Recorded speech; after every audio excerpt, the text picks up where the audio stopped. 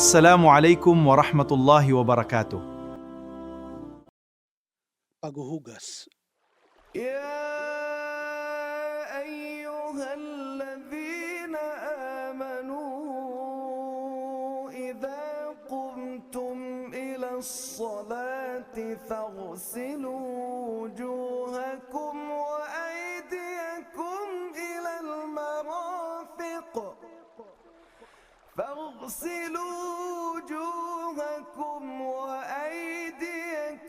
إلى المرافق وامسحوا برؤوسكم وأرجلكم إلى الكعبين. Ang Propeta Muhammad sumakanya ang kapayapaan ay nagsabi, hindi tinatanggap ni Allah ang pagdarasal ng isang nawalang bisa ang paghuhugas hanggang sa isagawa nitong muli. Ang Propeta Muhammad sumakanya ang kapayapaan ay nagsabi, ang susi sa paraiso ay pagdarasal at ang susi sa pagdarasal ay kalinisan, paghuhugas. Layunin. Ang Propeta Muhammad sumakanya ang kapayapaan ay nagsabi, ang gantimpala ng mga gawa ay ayon sa layunin at ang isang tao ay makakamit ang gantimpala ayon sa anumang kanyang nilayon. Ang layunin dito ay nangangahulugang sila ay dapat dalisayin ang kanilang mga puso at isip at tumuon ng ganap sa paglulubos ng kanilang paghuhugas upang mabigyang galak ang kanilang Panginoon. Bigkasin ang Bismillah, sa ngalan ni Allah. Bago simulan ang paghuhugas, ang Propeta Muhammad sumakanya ang kapayapaan ay binibigkas ang sa ngalan ni Allah. Bismillah. Paghuhugas ng mga kamay.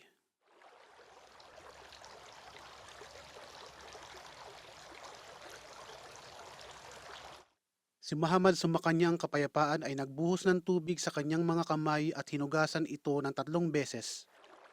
Pagmumumog ng bibig.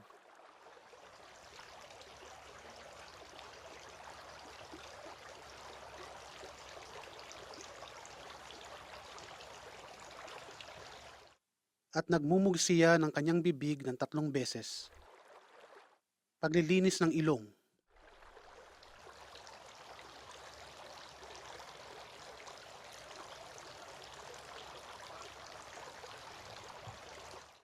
At suminghot siya ng tubig sa kanyang ilong gamit ang kanyang kanang kamay at isininga ito palabas gamit ang kaliwang kamay ng 3 beses. Paghihilamos ng mukha.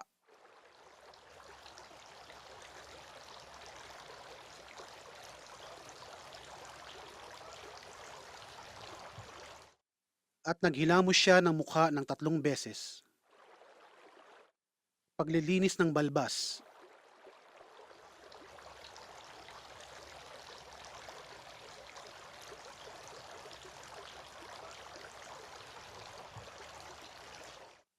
Ang Propeta Muhammad sumakanya ang kapayapaan ay inihagod ang kanyang mga daliri sa kanyang balbas. Paghuhugas ng mga braso.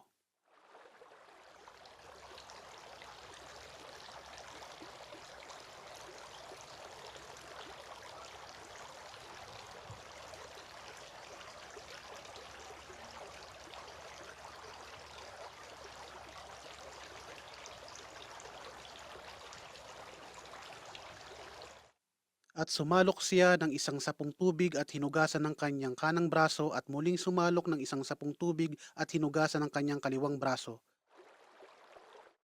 Paghahaplos ng ulo.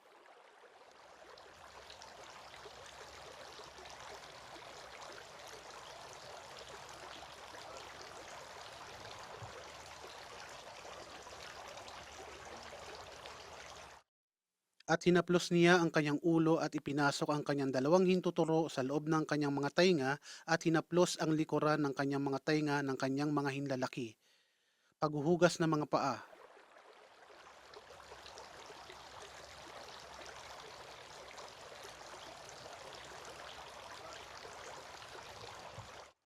At hinugasan ng kanyang mga paa pataas sa bukong-bukong ng 3 beses.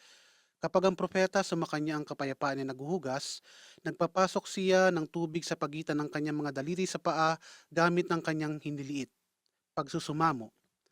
Ang propeta, sumakanyang kapayapaan ay nagsabi kung siya ay naganap at nalubos ang paghuhugas at pagkatapos ay nagsabing, ako ay sumasaksi na walang Diyos maliban kay Allah, ang nag-iisa na siyang walang katambal, at si Muhammad ay ang kanyang alipin at sugo, ang 8 mga pintuan ng paraiso ay magbubukas para sa kanya at siya ay maaring pumasok sa alinmang pintuan kanyang naisin.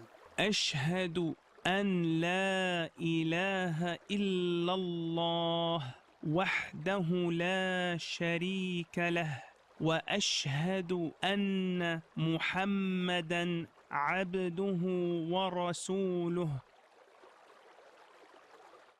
Buod, magkaroon ng layunin at bigkasin ang bismillah, hugasan ng mga kamay, magmumog ng bibig, linisin ng ilong, maghilamos ng mukha, linisin ng balbas, hugasan ng mga braso, haplusin ng ulo, at hugasan ng mga paa. Pangkalahatang punto tungkol sa paghuhugas. Paggamit ng tubig. Ang Propeta Muhammad sumakanya ang kapayapaan ay nagsasagawa ng isang ganap na paghugas gamit lamang ang 2 sapong tubig. Pagsisipilyo ng mga ngipin. Ang Propeta Muhammad sumakanya ang kapayapaan ay nagsabi, kung hindi ko lang natagpo ang mahirap para sa aking mga tagasunod o mga tao, iuutos kong linisin ang kanilang mga ngipin gamit ang siwak, sipilyo ng mga Muslim, sa bawat pagdarasal. Pagsisimula sa kanan. Ang Propeta Muhammad sumakanya ang kapayapaan ay ninanais magsimula sa kanyang kanang bahagi habang nilinis o dinadalisay ang kanyang sarili. Paghuhugas ng bawat bahagi. Ang Propeta Muhammad sumakanya ang kapayapaan ay naghuhugas sa paglilinis ng bawat bahagi ng 1, 2 o 3 beses, maliban sa ulo na kanya lamang hinahaplos ng 1 beses. Tayammum, tuyong paghuhugas. وإن كنتم مرضى أو على سفر أو جاء أحد منكم من الغائط أو لامستم النساء فلم تجدوا ماء